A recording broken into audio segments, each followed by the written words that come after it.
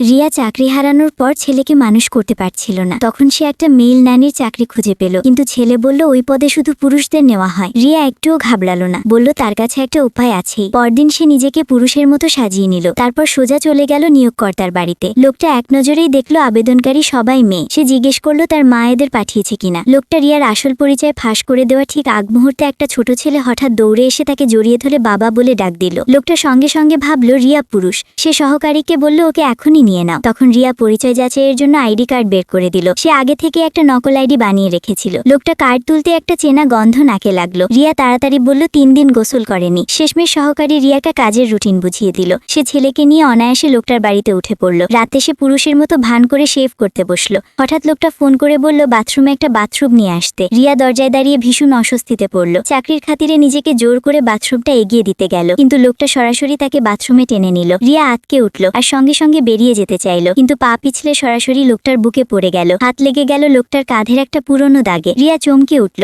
এই লোকটাই তার ছেলের আসল বাবা। সবকিছু হয়েছিল 5 বছর আগে তার চলছেনের বিয়েতে। সেদিন রিয়া মাতাল হয়ে গিয়ে অপরিচিত এক লোকের সাথে একটা অপ্রত্যাশিত রাত কাটিয়েছিল। সেই থেকে সে ওই লোকের খোঁজ করে আসছিল। চাকরি খুঁজতে খুঁজতে এখানে এসে সে নিশ্চিত হতে চাইছিল লোকটা তার ছেলের আসল বাবা কিনা। রিয়া চুপি চুপি তার চুল নিয়ে হাসপাতালে পরীক্ষা করালো, কিন্তু ডাক্তার বলল চুলটা সম্পূর্ণ আলাদা প্রজাতির, দুজনের মধ্যে কোনো রক্তের সম্পর্ক নেই। আসলে রিয়া ভুল করে লোকটার পোষা কুকুরের চুল নিয়ে ফেলেছিল। এরপর একদিন সহকারী ঘরে মেয়েদের জিনিসপত্র খুঁজে পেল। রিয়া ফিরে আসতেই লোকটা জিজ্ঞেস করলো এগুলো তার কিনা। সে সন্দেহ করলো তাকে তার মায়ের পাঠানো কেউ কাছে আসার জন্য রেখেছে। রিয়া কেঁদে বলল জিনিসগুলো তার মৃত স্ত্রীর। ডিভোর্সের পর একা বাচ্চা মানুষ করা ছিল অসম্ভব কষ্টের। স্ত্রীকে মনে করতে ওগুলো সে আঁকড়ে রেখেছিল। লোকটার মন ভিজে গেল। সে রিয়াকে সান্ত্বনা দিতে এগিয়ে এলো। রিয়ার বলা প্রতিটা কথা সে বিশ্বাস করলো। এমনকি সে দ্বিগুণ বেতন দেওয়ার প্রস্তাব করলো, যাতে ছেলেকে মানুষ করার চিন্তা না থাকে। রিয়া কাঁদতে কাঁদতে লোকটাকে মনের গভীর থেকে ধন্যবাদ দিল।